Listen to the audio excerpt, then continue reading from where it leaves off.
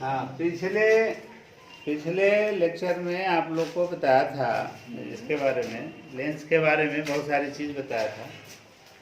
तो उसमें आपको याद होगा कि लेंस की परिभाषा आपको बताया था। लेंस की परिभाषा में क्या बताया था कि लेंस एक ऐसा पारदर्शक पदार्थ है जिसका दोनों जो सतह है वो किसी ज्यामितीय सतह से घिरा होता है, ये बताया था।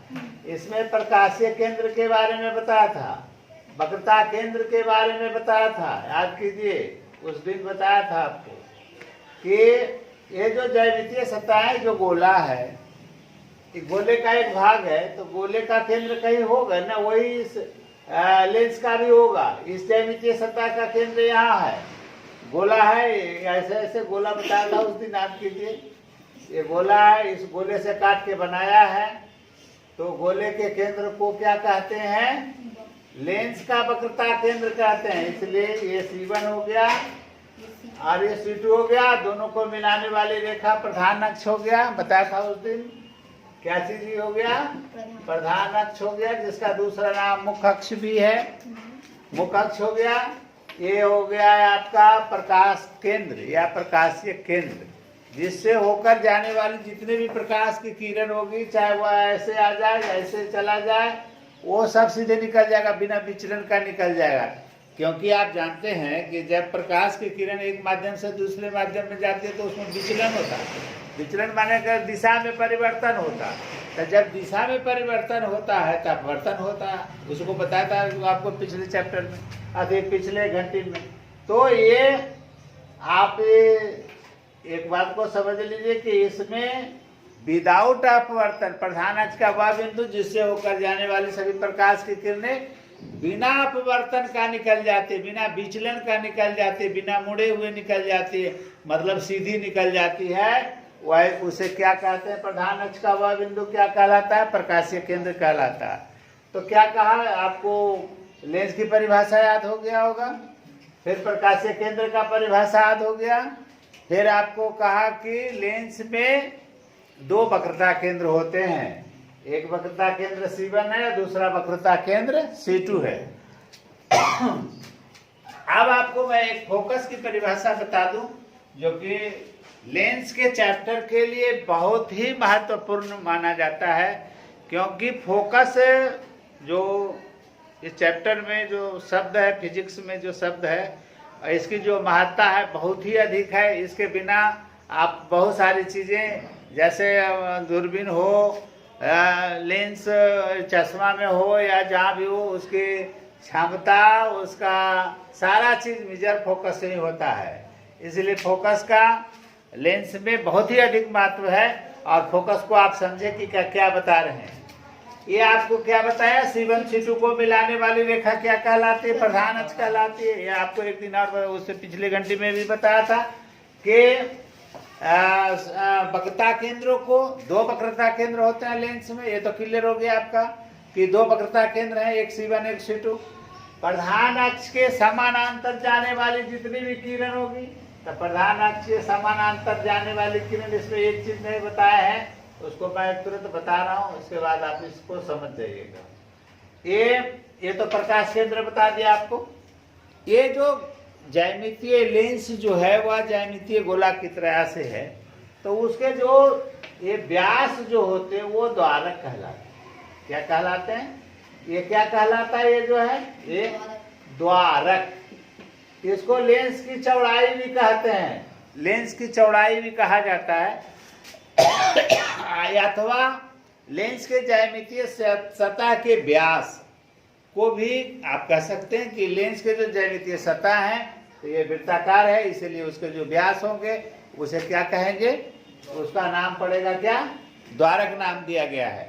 फिर इसके बाद आपको ये जो मैं बता रहा हूं आपको कि फोकस किसे कहते हैं, तो कहता है कि लेंस के ये जो प्रधान अक्ष है, ये लेंस के प्रधान अक्ष के समानांतर ये जाने वाली जो आपतित किरण है, ये भी समानांतर जाने वाली आपतित किरण है। ये प्रधान अक्ष है आपका, ये प्रधान अक्ष है, इसके समानांतर ये किरण जा रही है, एक किरण भी जा रही है। ये भी प्रधान अक्ष के समानांतर जा रही है, ये भी प्रधान अक्ष के समानांतर जा रही है। मतलब कहने का अर्थ ये है कि जितने भी समानांतर प्रधान अक्ष के जितने भी समानांतर किरणें होगी, सभी समानांतर किरणें लेंस से अपवर्तन के बाद आप बता सकते हैं ये हवा में जा रही, जब लेंस के अंदर जाएगा तो उसके अंदर अपवर्तन होगा। मात्र एक ही एक पॉइंट मैंने बताया कि मुख्य प्रधान अक्ष पर वह बिंदु होता है प्रकाशीय केंद्र, जहां से होकर जाने वाली कोई भी किरण वह बिना विचलन के निकल जाते, मतलब अपवर्तन की घटना नहीं होती है। इसीलिए उस बिंदु का नाम पड़ा क्या? प्रकाशीय केंद्र। लेकिन इसके अलावे जितनी भी किरणें आपको लेंस से होकर के गुजरेगी, सभी किरणें बिना विचलन का नहीं गुजर सकती हैं। इसीलिए ये जो कहा मैंने कि ये प्रधान अक्ष है, और प्रधान अक्ष के जो समानांतर जाने वाली एक किरण, दो किरण, तीन किरण, चार किरण का मैंने फिगर बनाया। जितने भी अनंत किरणें जाएंगी, सभी किरणें लेंस से अपवर्तन होगा। आप बात समझ गए होंगे, अपवर्तन का मतलब मुड़ेगी। तो कहता है कि जितने भी प्रधान अक्ष के समानांतर जाने वाली किरणें होगी, सभी किरणें लेंस से अपवर्तन के बाद, मतलब ये अपवर्तन की घटना यहाँ होगी, तो अपवर्तन के बाद प्रधान अक्ष के एक ही बिंदु से होकर जाती है। दिमाग में बात आई कि नहीं? इतना बात तो क्लियर है कि लेंस के किसी भी पॉइंट, प्रकाशीय केंद्र छोड़ करके किसी भी जगह से होकर के कोई प्रकाश की किरण गुजरेगी तो उसमें अपवर्तन की घटना होगी, मतलब प्रकाश में विचलन होगा, मतलब कि अपने पथ से बदलेगा, चाहे वह मुड़ेगा या दूर भागेगा, ये घटना होगी जिसे अपवर्तन आपने कहा। तो क्या ये जितने भी समानांतर प्रधान अक्ष के जितने भी समानांतर किरणें जा रही हैं, क्या लेंस से अपवर्तन होगा न? तो लेंस से अपवर्तन होगा तो यहाँ तक आया, देखिए सीध में, और यहाँ से ये मुड़ गया ऐसे, क्या विचलन हुआ? ये दूसरी किरण जा रही है समानांतर, क्या ये विचलन हुआ कि नहीं? क्या ये तीसरी किरण समानांतर जा रही है, क्या इसमें विचलन हुआ या नहीं?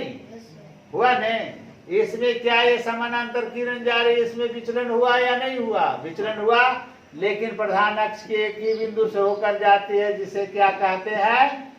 फोकस कहते हैं। तो फोकस क्या हुआ? प्रधान अक्ष का बिंदु है ना, वक्रता केंद्र, प्रकाशीय केंद्र, और ये फोकस क्या ये प्रधान अक्ष का बिंदु है? तो फोकस किसे कहते हैं? याद हो गया होगा आपको। फोकस किसे कहते हैं? तो कहिएगा कि उत्तल लेंस में प्रधान अक्ष के समानांतर जाने वाली जितनी भी किरणें होंगी, अनंत किरणें, वो लेंस से अपवर्तन के बाद, लेंस पर अपवर्तन के बाद हुआ ना, लेंस के अपवर्तन, लेंस से अपवर्तन के बाद प्रधान अक्ष के एक ही बिंदु से होकर के जाती है। प्रधान अक्ष का वह बिंदु क्या कहलाता है? फोकस कहलाता है। याद रहेगा? That's all. ये फोकस हो गया आपको। अगर उत्तल लेंस इस तरह से हो, थोड़ा सा एक सेकेंड आप इधर देख लीजिए, ये सी है, C1 C2 है। अब हम कहते हैं कि प्रकाश की किरण इधर से जा रही है, द्वारक है आपका, ये ऑप्टिकल सेंटर हो गया, इधर से जा रही है प्रकाश की किरणें। याद, जरा सा दिमाग लगाइएगा क्या कर रहे हैं। इधर से जा रही है, मैंने इधर से प्रकाश की किरण भेजा तो फोकस इधर हुआ। बात समझ गए नहीं? अगर हम प्रकाश की किरण को इधर से भेजें तो क्या लेंस से अपवर्तन के बाद प्रधान अक्ष के एक ही बिंदु से होकर के जाएगी? इसको क्या कहेंगे? इसको फोकस कहेंगे। बात आई समझ में? कहने का मतलब कि अगर प्रकाश की किरण अगर बाएं से जाती है उत्तल लेंस पर, तो बाएं से अगर जाती है तो लेंस से अपवर्तन के बाद वो दाहिने प्रधान अक्ष के लेंस के दाईं ओर फोकस बनेगा। अब अगर दाईं से अगर आपतित किरणें आती हैं, लेंस से अपवर्तन होता है, तो फोकस कहाँ बनेगा? दाहिनी ओर बनेगा। बात समझ? बाईं ओर बनेगा। अगर दाईं से आएगा तो बाईं ओर बनेगा, और बाईं से आएगा तो दाईं ओर बनेगा। कहने का मतलब कि फोकस भी दो गो होगा, एक F1 इसको कहें, वो इसको F2 कहें। बात समझ गए ना? फोकस, उत्तल लेंस का फोकस किसे कहते हैं? अगर आपसे पूछे कि उत्तल लेंस का फोकस किसे कहते हैं, तो क्या आप समझ गए इसको? तो कोई उसमें कोई प्रॉब्लम नहीं है, अब इसमें कोई प्रॉब्लम नहीं। अब इसी तरह से अगर हम अवतल लेंस की बात करें तो कल मैंने अवतल लेंस के बारे में बताया था कि यह भी दो गोले का एक से घिरा हुआ ज्यामितीय सतह से घिरा हुआ ये पारदर्शक कांच है। इसमें भी यह गोला होगा। देखिए एक गोला ये है, ये गोला बनेगा। अगर इसको गोला बनाएंगे तो गोला बनेगा। तो इसके भी केंद्र होंगे कहीं ना कहीं, इसके भी, इस गोले के भी केंद्र होंगे। यह गोला बनेगा तो इसका भी केंद्र होगा कहीं ना कहीं। अब ये C1 और C2 दो केंद्रों को मिलाने वाली रेखा क्या कहलाती है? याद है आपको? प्रधान अक्ष कहलाती है। क्या कहलाती है? प्रधान अक्ष कहलाती है। ये C1 और C2 दो वक्रता केंद्र हैं। दोनों वक्रता केंद्रों को मिलाने वाली रेखा प्रधान अक्ष कहलाती है। तो प्रधान अक्ष के समानांतर जाने वाली किरणें, ये किरणें समानांतर जाने वाली किरणें इस तरह से, समानांतर जाने वाली किरणें, आपको पता होगा कि इसका जो बीच में धंसा हुआ, ये दोनों तरफ से उभरा हुआ था, इसीलिए मुड़ करके इस बिंदु पर मिल रही थी। लेकिन ये दोनों से ओर से धंसा हुआ है, इसीलिए इसमें अपवर्तन होगी। लेकिन अपवर्तन में जो किरण होगी वह ऐसे जाएगा, ऐसे जाएगा। ये अपवर्तित किरण है, ये ऐसे जाएगा, ये ऐसे जाएगा। कहने का मतलब क्या हुआ कि अवतल लेंस में प्रकाश की किरणें जो अपवर्तित किरणें होंगी, ये तो आपतित किरण हो गया। लेंस प्रधान अक्ष के समानांतर जाने वाली सभी आपतित किरणें, ये अवतल लेंस से अपवर्तन के बाद क्या होगी? वो छितरा जाएगी, वो कभी एक बिंदु पर नहीं मिलेगी। तो यह जब छितरा जाएगी तो कहीं मिलेगी नहीं। इसीलिए इसको जब हम डॉट डॉट से पीछे बढ़ाएंगे तो डॉट डॉट से बढ़ाने के बाद जिस ओर से किरण जा रही थी, समानांतर किरणें जा रही थी, उसी ओर प्रधान अक्ष पर वह एक बिंदु पर मिलती हुई प्रतीत होगी। मिलेगी नहीं बल्कि मिलती हुई प्रतीत होगी। और वह बिंदु क्या कहलाएगा? प्रधान अक्ष का फोकस कहलाएगा। इसकी क्या परिभाषा हो गई कि अवतल लेंस में प्रधान अक्ष के समानांतर जाने वाली सभी आपतित किरणें लेंस से अपवर्तन के बाद प्रधान अक्ष के एक ही बिंदु से होकर जाती हुई प्रतीत होती है। प्रधान अक्ष का वह बिंदु क्या कहलाता है? फोकस कहलाता है। अब मैंने उत्तल का फोकस बताया, फिर अवतल का भी फोकस बताया ना, दोनों को अलग अलग बताया। लेकिन अगर दोनों को अगर सम्मिलित परिभाषा अगर लिख दें कि लेंस का फोकस किसे कहते हैं, आज भर दिया इतना स्याही बकबक से करा। हाँ, तो इसमें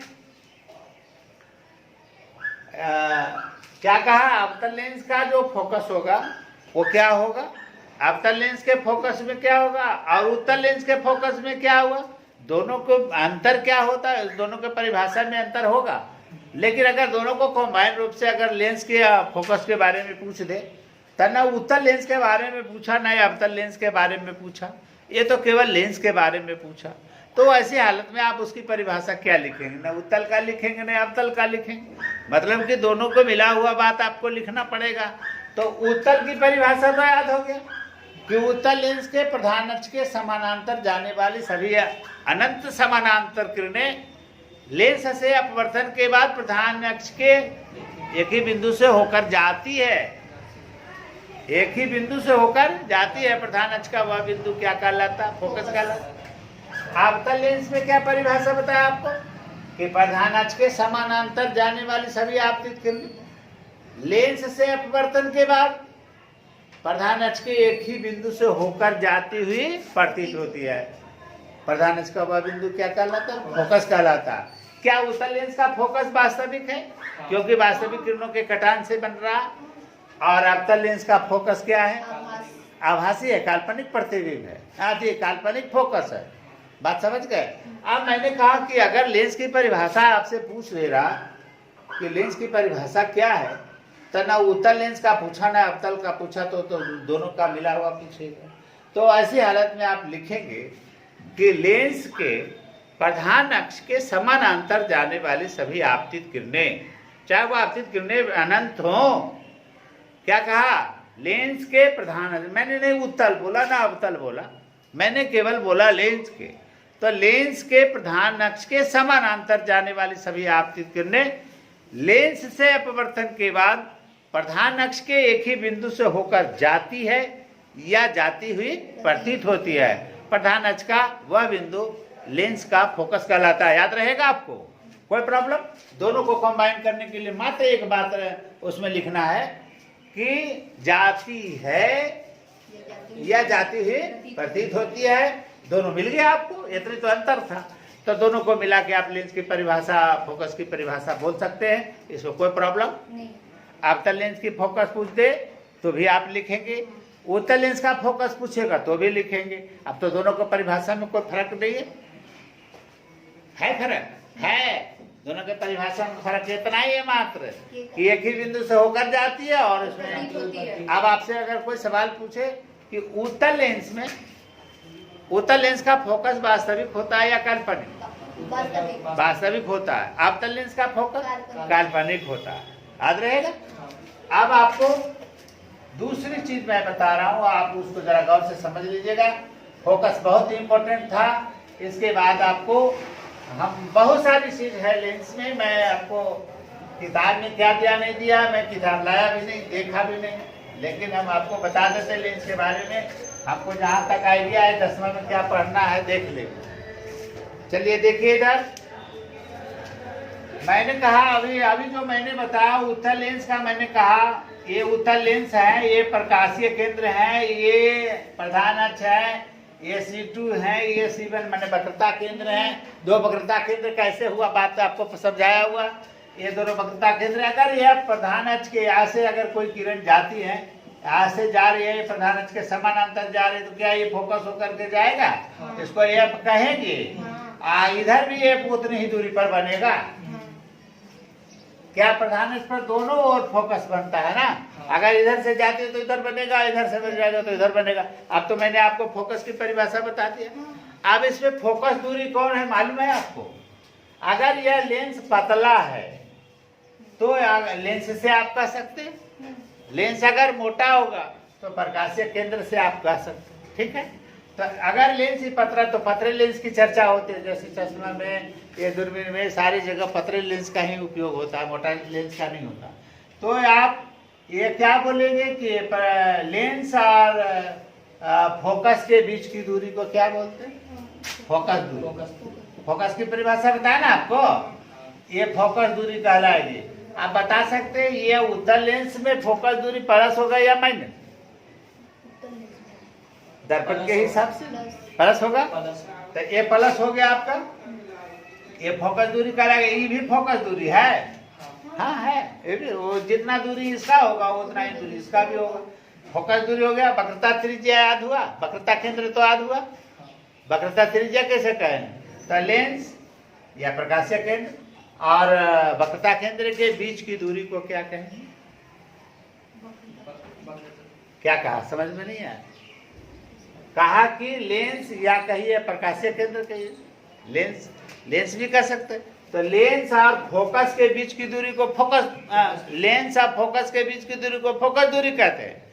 लेंस और वक्रता केंद्र के बीच की दूरी को वक्रता त्रिज्या बोलते हैं। नहीं याद हुआ? तो कितनी परिभाषाएं आपको बता चुका है, आपको जरा सा ध्यान दिला रहे हैं फिर से। ये फोकस हो गया, लेंस हो गया, द्वारक हो गया, बताया है ना, आपतित किरण हो गया, आपतित किरण हो गया, अपवर्तित किरण हो गया। जरा सा इस सब परिभाषा को देख लीजिएगा। अपवर्तित किरण हो गया, प्रकाशीय केंद्र हो गया, प्रकाशीय केंद्र हो गया, आपतन केंद्र हो गया, है ना, आपतन केंद्र हो गया, आप अभिलंब हो गया, अभिलंब हो गया, आपतन कोण हो गया, अपवर्तन कोण हो गया, अपवर्तन कोण हो गया, और क्या क्या बताया, वक्रता त्रिज्या, वक्रता केंद्र बताया, वक्रता त्रिज्या बताया,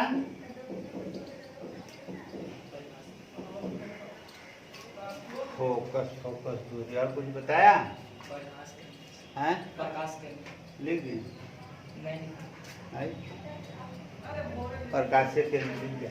इतनी परिभाषाएं आपको आज तक मैंने बताया, इतनी परिभाषा जरा सा आप इसको गौर से देख लेंगे, अगर आपके पास कॉपी होगा तो उतार भी लेंगे। ये सब सारी परिभाषाएं, अगर इसमें कोई प्रॉब्लम लगेगा तो कमेंट करेंगे, भाई बता दूँ। अब आपको इसमें आप जो है फोकस की जो मैंने परिभाषा बताया, फोकस की जो परिभाषा बताया उसमें 4 बातें आप याद रखें। 4 बातें क्या याद रखेंगे, ये जो आपने कहा अभी या पृथ्वी बनती है उसमें 4 नियमित किरणें होती हैं, आप जरा सा इसको याद रखेंगे। एक है नियमित किरण, पहला मैं बता देता हूँ कि जैसे कोई ये लेंस है, उत्तल लेंस है, ये प्रधान अक्ष है, अगर कोई किरण समानांतर जाती है तो अभी मैंने आपको क्या बताया कि अपवर्तन के बाद कहाँ से होकर जाती है, फोकस से। तो क्या ये नियमित किरण हुआ या नहीं हुआ?